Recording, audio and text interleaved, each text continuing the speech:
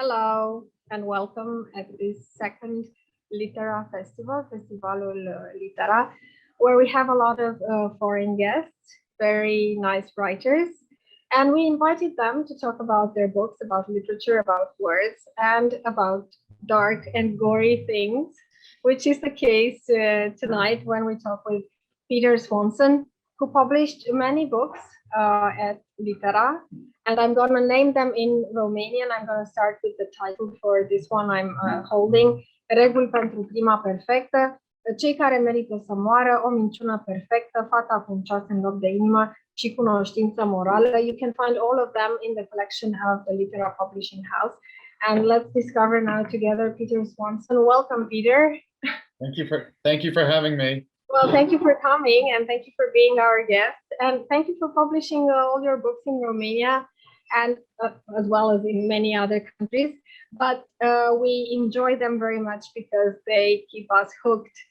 So I'll start with this. What's the mystery of writing a mystery book and a thriller and a crime book? What's the mystery to doing that? I don't know. I mean, for me, it's coming up with a good premise, like the hook that brings you in. And then, I'm not someone who outlines, so I don't know the whole book in advance. So I keep it mysterious for me as well. And I think that's the key to writing a good book. I don't think that's for everybody. Some writers like to write out an outline, but I like to come up with like a good premise to a book that interests me, and then I kind of go with it as I'm writing and find out what happens along the way. So I kind of make it up as I go along. Mm-hmm. Do you get scared by your own stories or sometimes by how the characters behave and you're not even aware of it? A little bit, yeah. I mean, I do very much like to write from a villain's point of view. So I've had a number of books where I'm in the first person narration of an evil person, or often not an evil person, often a normal person who's doing an evil thing. And sometimes that's sort of a dark place to be. But it's also, as a writer, it's kind of liberating in a strange way, because you can imagine what it would be like for someone who, wants to get revenge and is willing to do really horrible things. Maybe something that, we've dreamt of before, but we would never do it because hopefully we're decent human beings. But so in a way, it can be scary, but it can also be fun to be in a villain's mindset. It's liberating. Yeah, it's cathartic, and nobody cathartic, yeah. I mean, the writers, that they actually enjoy it. Yeah. Enjoy writing murder scenes and being in the mind of a villain and plotting a murder. Well, I have to ask you this: and did it cross your mind that maybe you have to dig deeper into the subject, not to commit a murder yourself, but just to go into the psychology of the character in a very unusual way, which might cost you in the end because it alters your personality as well? That's a good question. I don't think so. I think I've always had a very, I grew up as someone who loves fiction, and loves movies and loves made up stories. And I do feel like I can distinguish between made up stories and real life. And I feel like there's the world of murder that I grew up loving in, like Alfred Hitchcock, which is kind of like fun, like the type of murderers who plan these elaborate murders to knock someone off, and it's all sort of entertainment. And that's where I see my books as being part of. And then there's the world and all the horrible things that are happening in the world. Which is not, the murders in the world are not entertaining. But the murders in fiction and movies can be, because they're made up. So I feel like for my books, there's a real distinction. I'm writing in a sort of realm of imagination. that's not really reflecting reality in that way. It doesn't mean I don't want to get into the psychology of murderers, and I do. I think a lot about motive and what would make people do this. But there's a difference in what I'm writing. Does that make sense? It does. And I'm going to contradict you with your own words. Okay. I'm joking, because no, it's interesting the distinction you make between reality and the made up gory stories, because otherwise we would all be insane. But it happens that I was holding this book in my hand and I looked at the disclaimer on the first pages, and I'm going to translate this. I'm reading it.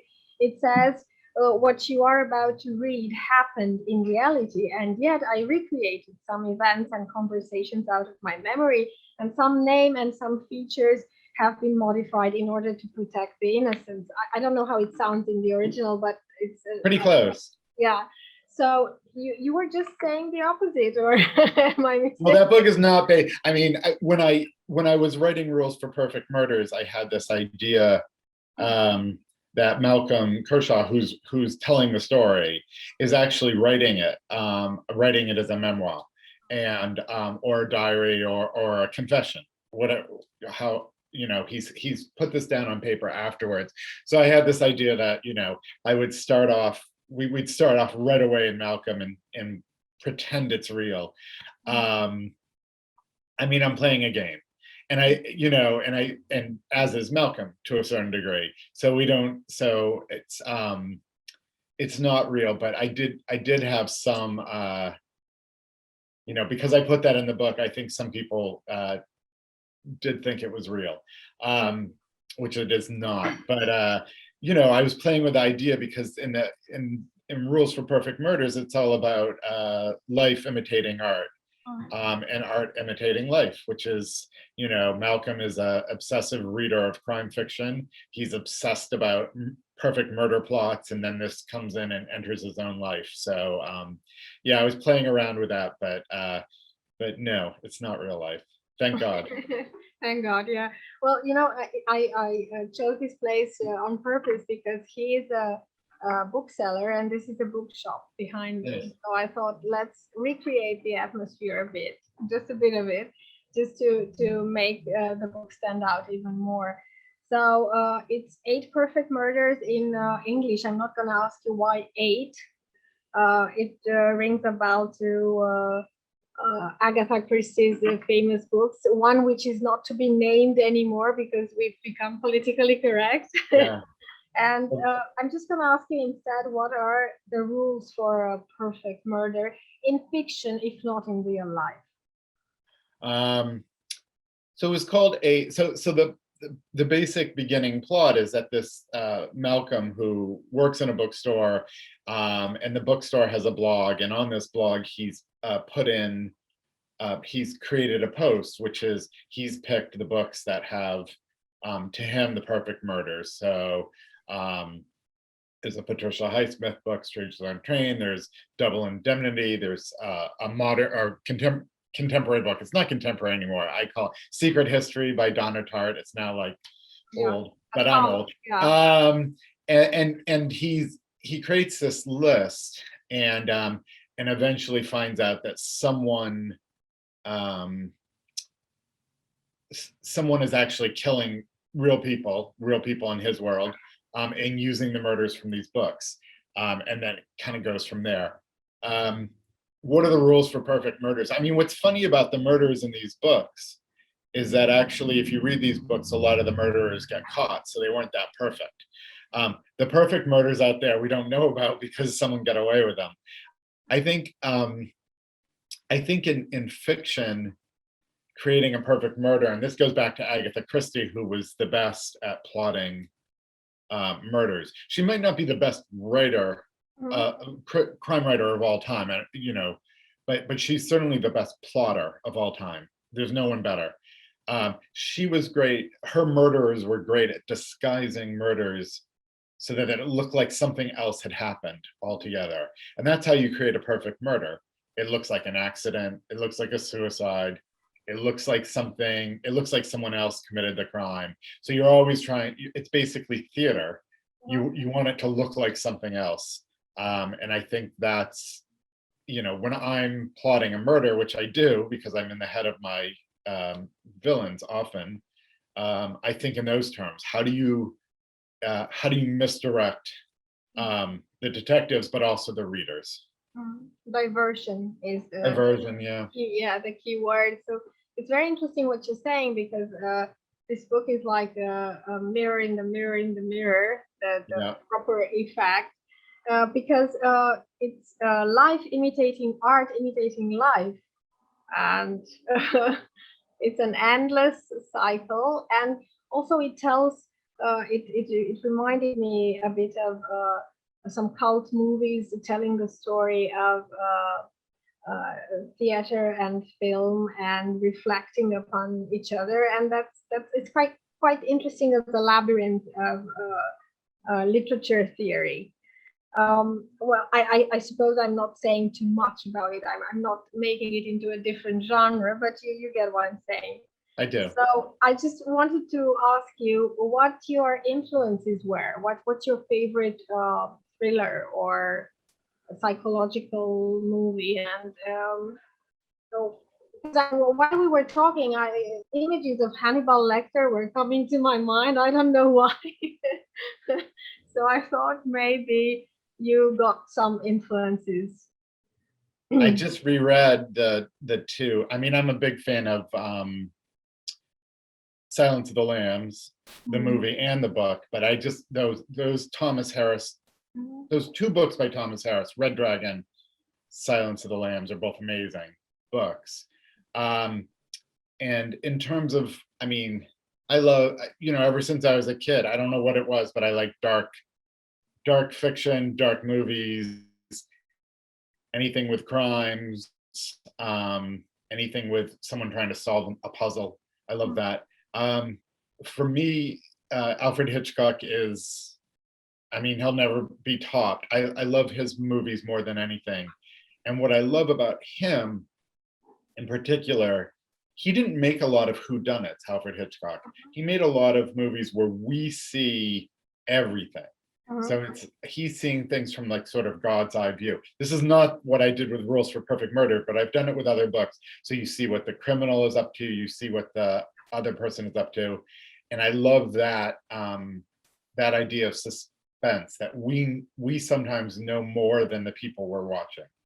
And I love that. And what I also love about Hitchcock, and what I love about the author Patricia Highsmith, her books, is that it's always about sort of ordinary people getting pulled into extraordinary situations. So either a scary situation where they're forced to find out about themselves and if they can get out of it, or normal people brought into a situation where they might do something that morally they didn't think they'd be able to do, like murder. And I think I love that type of thing more than anything. I'm not, for whatever reason, as a thriller writer, I don't have a lot of police characters in my books. I'm not as interested in like police procedural and that type of thing. I don't dislike it. It's just not necessarily what I'm drawn toward. But yeah, so I'd say in terms of movies, Alfred Hitchcock; in terms of books, Patricia Highsmith. That's great. So I just thought about this, that you don't have to be evil to commit murder. Well, in books and in real life. And there's this interesting touch in your books, because you mentioned the ordinary people in extraordinary situations. Do you think that at the core of murders or of a murder, there's always someone or something evil? I don't actually. I mean, so when I set out to write a book, and since I'm often writing about criminals or murderers, I think being a writer, I think one of the important jobs of being a writer is actually to have empathy toward all your characters. So what I do as a writer is, let's say I have, and I've had some pretty bad people in my books. I always think about their whole lives. I don't necessarily write down about their whole lives, but you know, the worst person you can think of was once a little child, you know? And I think if you go back and look over someone's entire life and think about what made them the way they were, it allows you to have empathy for everyone for a reason. People do things for reasons, but people do evil things for reasons. And I'm not saying we need to forgive everyone, but it's important to try and understand why they do what they do. And it's very important to try and do that as a writer, because I think, you know, otherwise you wind up with black and white characters, a good guy in a white hat and a bad guy in a black hat. Mhm. But no one's exactly that. So I think it's real. I always try and find some kernel, something to like about all of my characters, no matter what they do. Mhm. It's very tough to make such a character likable, and also the unreliable narrators. And Yeah. crime fiction is full of such narrators. But I was thinking about what you were saying, that is it always an excuse to have had a trauma or a certain context which made you become what you are in terms of being a murderer or a criminal? Isn't it too easy to give to a character such a background and then say, oh, he had a traumatic childhood or whatever, he was abused or something? Of course, this is terrible. And of course, it can explain to a certain extent a lot of things. But there are also evil people in life, as in literature, who don't have that excuse. Of course. Or, yeah, what do we do about them? Or are they more difficult to create or to understand as a writer? I think about this a lot, and because all of my characters and all of my books, I do think about their childhoods, and often I find as a writer, you're 100% correct. Sometimes it's a crutch or a cliche to say this bad person had some trauma in their background, and I find that in mystery thrillers, you often see it now with the protagonist. You know, a woman in jeopardy and she's had a bad trauma in the past that means she can't go out of her apartment, so she's saddled with this. And I think it's an easy way to build character in books. So I have been trying to challenge myself to not do that. And I've certainly recently created a couple characters who like sociopaths. They just come out of good families, but they have no empathy for other people. I find this interesting as well. So it's never an excuse that someone has trauma in their background, but and sometimes you do. I mean, I think sometimes people, we can delve into someone's past and say this is why they are the way they are because of this happened to them. But yeah, that's not an excuse. And I agree with you. It's a shortcut in books sometimes to do that. I can tell that. So do you think people are just bad, born bad?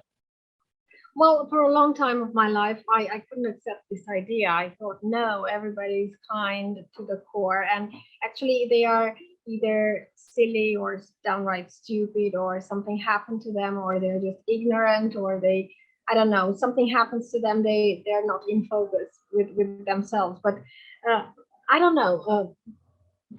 Since I'm getting older,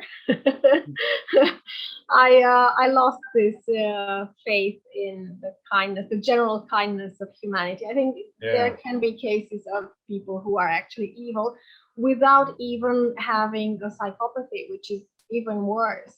So right. There's not even this excuse of being mentally ill. There's a lot of sociopaths. I mean, I have done some research into, so I don't do a ton of research for my books, but I've read some clinical studies of sociopathic behavior. I mean, there's lots of sociopaths. Actually, most sociopaths are not murderers. They're just walking amongst us.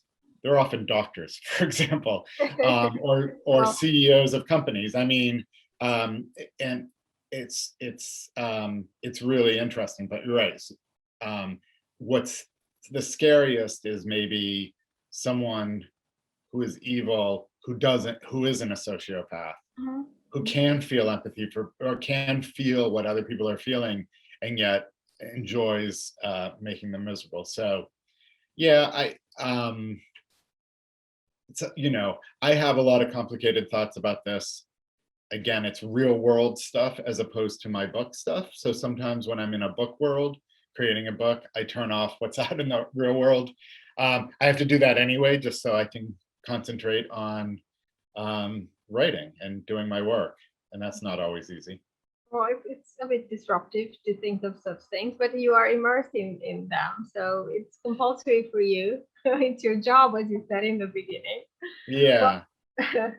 Well, I thought about this because you said a lot of complicated things, which sounds like a beautiful title for me. Maybe the title of one of your next books, because you have all the beautiful lines, which in Romanian gave a perfect lie. I mean, una perfectă. Okay.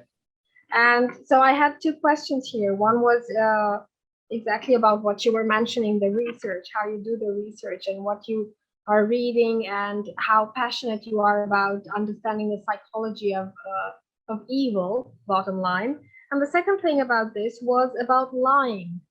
So do you think it's compulsory for a good murderer to be a good liar, or are there murderers, at least in fiction, who can say the truth beautifully, smilingly, and just get away with it? So do you have to lie well in order to be a murderer? Well, to get away with it, maybe. It depends on what kind of murderer you want to be. Lying, it's interesting. I think there are cases of criminals that are such good liars that ultimately they start to believe their own lies.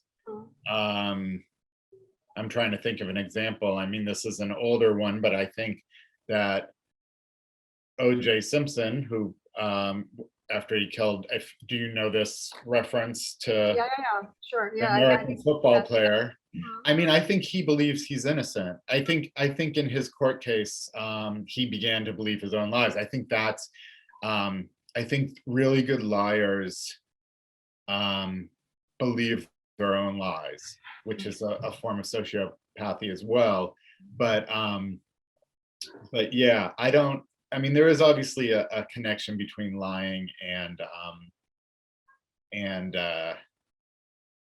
murder. I mean, I am interested in the more in a truthful murderer. I mean, there's I think, I don't know if you're going to talk about it, but in a book I wrote, Time Worth Killing by Lily Kintner, I mean, she's someone who's very upfront about who she is as a person. She understands herself. And there's often, there's a great, so I saw this very young, but there's Dial for Murder, that Hitchcock film, which was I think an influential film for me because I saw it when I was probably 9. And in the movie, if you remember, it's about a husband plotting to kill his wife. And when I was 9 and saw this, Sorry, I'm interrupting you just to mention that the origin of gaslighting comes from there. So yeah. And right, I mean, but what was interesting to me about him as a villain was he looked like a handsome guy in a suit. He didn't look like a monster. And when you're 9, you're told that monsters look like monsters. And at the end of that movie, there's this great moment where he's caught in the movie version, and he just kind of goes, "Oh well, like I did it, like, and I got caught." And he asks everyone if they want a drink. He's just this like, he's totally owning up to it, and he's like, "Well, I didn't get away with it." And I love that about him, that type of he doesn't do anything silly like run around and try and punch people. He's just kind of gives in. And there's something chilling about that because he's like a regular guy who's also a monster. Yeah, well, I like the Hitchcock references because I'm thinking of all his films now, and this eerie feeling that you are among normal people, but actually normal people don't exist. There's nothing like it. And while you were talking now, I was thinking that it's also, at the same time, it's also disturbing to have someone who's always telling the truth, and even that can be a form of sociopathy. So it's not normal to say the truth all the time, because especially when you have to deal with so many people who have their own normal, regular lives and minds, which are so different from yours, then it becomes disturbing. So coming back to the research, because that's very important, in order for the book to have coherence and for the world you create to be plausible. Because I'm thinking, if you write about a dire situation like murdering someone, if you don't plot it very well, it's like the book ends after 20 pages, because you have nothing to write about if it's not well written or well plotted. So how do you make sure to have this coherence of the book and to make all the details accurate? Do you, for instance, if you have a topic for this book or about lying or about lies, how do you conduct your research? Well, I'm going to contradict you because you're saying research is important. I actually don't think research is that important. It is for certain types of books. If you're writing a police procedural and you want to get the forensics correct and things like that, it's important. What I think, for me, I don't do a lot of research. I make a lot of stuff up. What I think is important is world building. So you create a world that seems real. How you do that, I don't know. You put in little details and you make it seem essentially real. And if you create the world that's real, then you can fill it with stuff that wouldn't necessarily happen in real life, but people would believe it. So I'll use an example. So Silence of the Lambs is a very silly story, actually. Indeed, yes. The main character, he's a cannibal, and his name is Hannibal. So that's already silly. Yeah. We'll talk about the movie. And it's very gothic. It's like a monster movie. He's in this cage. He's like has these, like, serial killers aren't these urbane people. It's a very silly plot, but all the details are correct. It creates a world where we believe it, and the reason we believe it is because Jodie Foster seems like a real person. The FBI stuff seems real. Even if it's made up, it convinces us with the world. And once you convince with the world, then you can introduce fantastic elements that don't really happen in real life. Because if I wrote like real life, I mean, murders in real life are sordid and horrible. And they're not plotted by husbands in tuxedos, and it's usually has to do with money or drugs. It's passionate. It's not done by smart people. But so you have to. So to me, more important than research is you create a believable world filled with little details, enough details to make it seem real, and then you can get away with what you want to get away with. Yeah, so that's, yeah, it's true. It's very accurate, because you don't think about this in real life, because you don't expect to meet a murderer or somebody evil. There's this suspension of disbelief which acts more in real life than in literature, I find.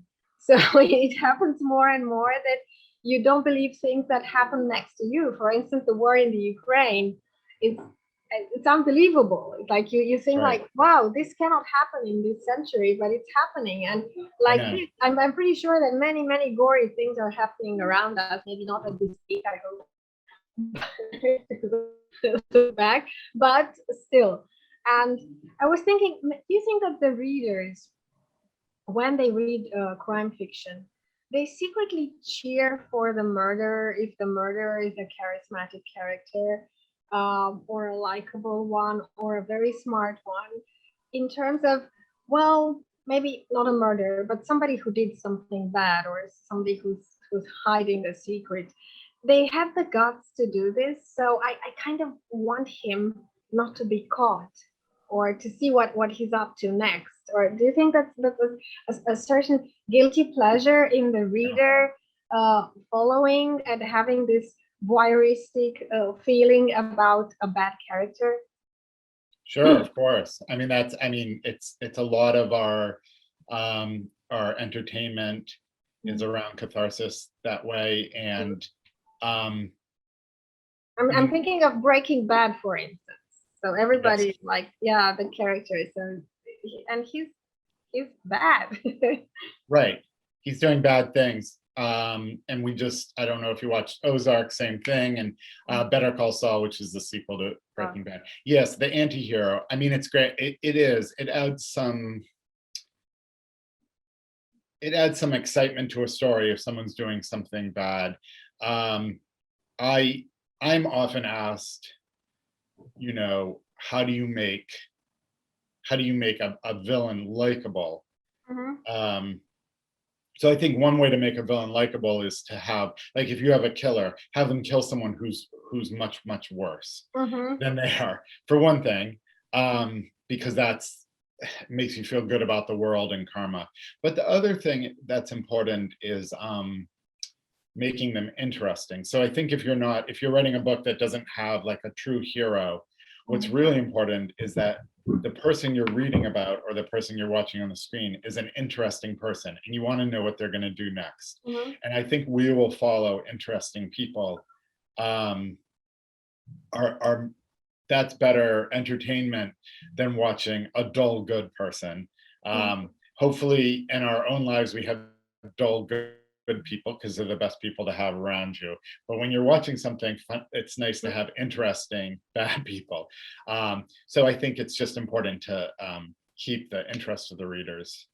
That's a good observation. Yes, indeed. Yeah. So, but still, sometimes we crave, even in our own lives, a bit of that. I don't know if I can call it evil touch, but a bit of adventure from that point of view. Oh, hello. I know. So she's wondering why I'm. Now, as soon as a cat comes into the screen, no one listens to what you say. I am. I heard you. I forgot. One more time. What's your question? Well, there was no question. It was just a comment, but I was thinking how this conversation is so rounded, because you know that Anthony Hopkins wrote a letter to Bryan Cranston and told him that you are the most perfect actor I've ever seen, because your performance in Breaking Bad is amazing. And he was very, very humble when he said that. Wow, I didn't know that. Yeah, so just look it up, because it's interesting, and his motivation as well. It's not just praise. It's an act of admiration from a great actor to another great actor. And it's true that Bryan Cranston is a very versatile actor, and I could see him in Malcolm Kershaw. I mean, playing him. Oh, okay, he would be good. Would be good, yeah. I think what he does very well in a show like that, and what it's important in books as well, is he's not a bad guy in the narrative of his story. Yeah. So we all create our own narratives, right? We lie to ourselves, and we are all the lead in our story, and most of us don't think of ourselves as villains. In his story, he's the hero because he's trying to make money for his wife and his son, in the best way, in the only way that he thinks he can do it. And he plays it that way. He doesn't play it as a villain. He plays it as the hero. So when I write villains, I have to remind myself, in their story, they're not the villain. In their story, they're the main character. So we all have our narratives. I like when those narratives compete in a book. Like, I always think in my book, like, whose story is this really? But everyone wants the story to be their story. So that to me is very interesting as a writer. And it does go back to what we were talking about with lies as well, because I think we all everyone creates this narrative of their life, what we wear, how we look, what the room we're in, how we present ourselves to the world. And that to me is interesting. because it's not always truthful. And nowadays it's in social media, so we see it constantly. You know, everyone. Social media is people creating narratives of their lives out to show in the world. That's interesting to me as well. Again, they're too perfect, so yeah. they lack that interesting part which flaws bring. And in literature, that's important to have a character which is not entirely good or entirely bad, like in the superhero movies, because then they become flat. I was just wondering, what's the most important question? And another question came up now as you write here an autobiography. Come on. What does it say? Sorry, you dropped out there for a moment. An autobiography. So I know. Another pun intended.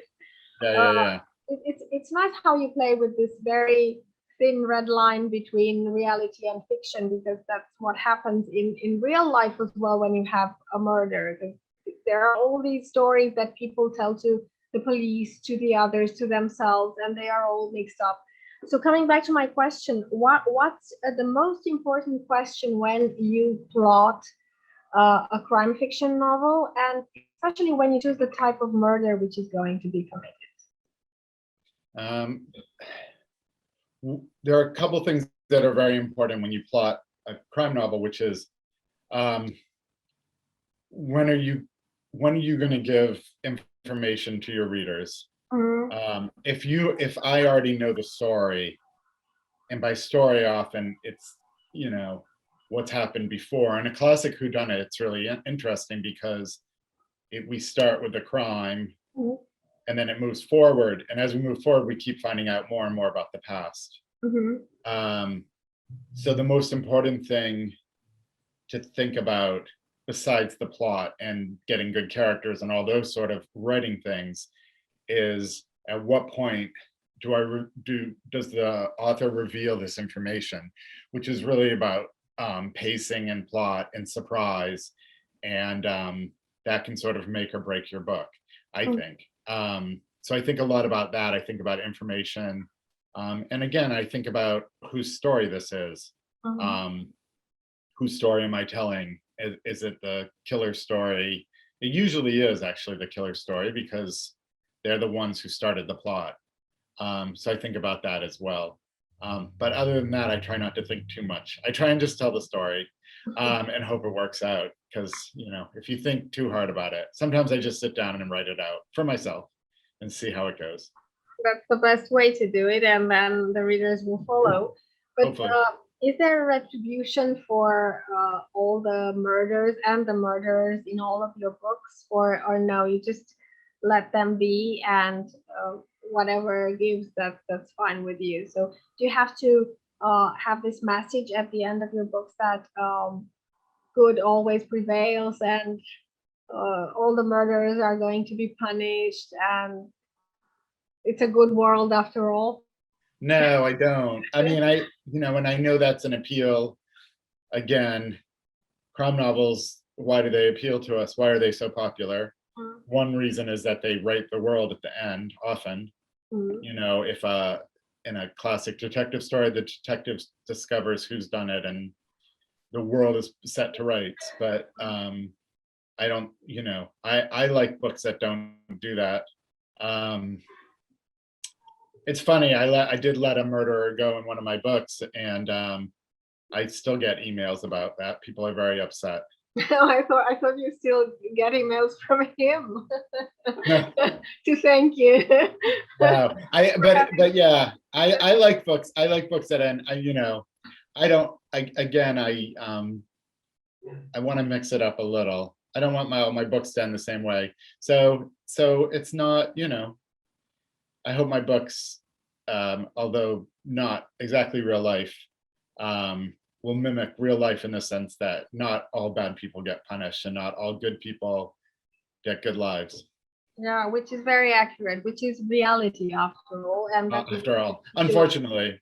Yes. So well, yeah, but we have to get used to this, even in fiction. So that makes the narrative even stronger, because it looks familiar.